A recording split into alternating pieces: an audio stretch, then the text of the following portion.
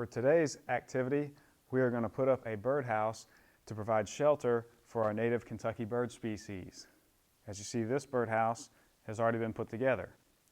If you're interested in building your own birdhouse, make sure that you have an adult with you to keep you safe, because you're probably going to have to use some power tools like this table saw and this power drill. If you're going to use power tools, make sure you wear your eye protection. That will protect your eyes from getting sawdust in them, which doesn't feel good. Also important to use hearing protection, because power tools can be really loud. So safety first. You could also use a handsaw to build a birdhouse if you want to get a real good arm workout. Now this birdhouse here is good for smaller birds. As you see, the entrance, it's a pretty small entrance.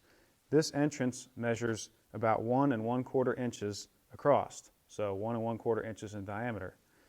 This will fit your smaller birds like your nuthatches, your wrens, and even a chickadee. Now this birdhouse over here has a larger entrance.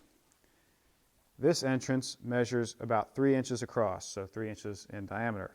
This will fit larger birds like our American kestrel falcon, which is our smallest falcon in the state, and our eastern screech owl, which is our smallest owl in the state. They stand about 7 or 8 inches tall, and they'll fit in an entrance this size. So the important thing about keeping that entrance a certain size is, let's say if you wanted smaller birds, but you had a big entrance, those big birds would get in there and they would bully out the smaller birds and they wouldn't be able to stay. So you keep an entrance small, that way the big birds can't get in there and bully them out. So another few things that are good to have. On the side here, as you see, I drilled 2 holes up here and 2 holes up here on the other side. These are called ventilation holes. They will allow for airflow to go through your birdhouse to keep it from getting too stuffy in there. And also, on the bottom, I drilled 4 more holes. These are called drainage holes. So if you get any moisture in here, any water or anything, it will drain out the bottom and it will keep it mostly dry. So dry and with good airflow will keep it comfortable for the birds.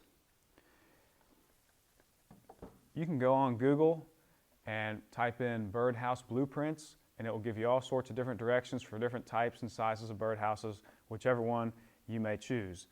Depending on which one you choose, you'll attract different types of birds to your area.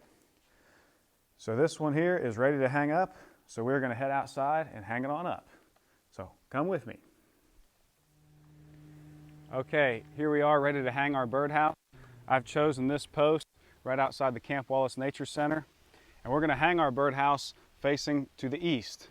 So that way, that's where the sun rises, so to get that morning sun, and then there's also plenty of shade trees, so it will get a good amount of shade throughout the day. The big reason why we like to face it toward the east is because the winds and storms, prevailing winds typically come from west to east. Storm patterns, if you watch the radar, will usually move from west to east. So if we faced our birdhouse to the west, where all the storms are coming from, we get a lot more rain and wind on the front of our birdhouse. So instead, we'll face it to the east, away from the storm, and hopefully that will shield the front of the birdhouse from getting all that wind and rain on it. I'm going to hang this about 6 feet. It's recommended for the small birds like your nuthatches, your wrens, your chickadees, because out in nature they typically will make their nest about 6 feet off the ground. So we're going to try to mimic that. So here it is, got it looking pretty good and straight. So that's one, and then go down here to the left.